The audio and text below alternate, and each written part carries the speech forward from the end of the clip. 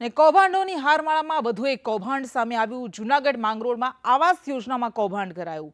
2 વર્ષમાં બનાવેલા 700 મકાનોમાં મોટા પાયે ગેરરીતિ કરવામાં આવી. મકાન બનાવ્યા વિના જ સહાયની રકમ ચાઉ થઈ ગઈ.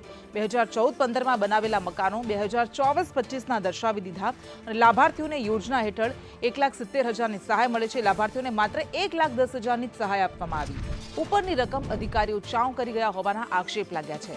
ધારાસભ્ય ભગવાનજી કરગઠિયાએ મુખ્યમંત્રીને રજૂઆત કરી આ કૌભાંડ અંગે તપાસ કરાવવામાં આવે તેવી માંગ કરાઈ છે. મારી પાસે પણ ગામડામાંથી આવી ફરિયાદો મને મળેલી છે કે ભાઈ આમાં ગોલમાલ થઈ છે, એટલે મેં માનનીય મુખ્યમંત્રીજીને રજૂઆત કરી છે અને મુખ્યમંત્રીજી દ્વારા તપાસના આદેશ પણ થયા છે. તપાસ થાય પછી ખબર પડે શું થયું છે.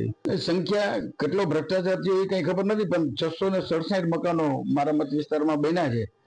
કેટલો ભ્રષ્ટાચાર થયો, ક્યાં કર્યો એ હજી માલુમ નથી, પણ જયારે તપાસ પૂર્ણ થાય ત્યારે પછી ખ્યાલ આવશે.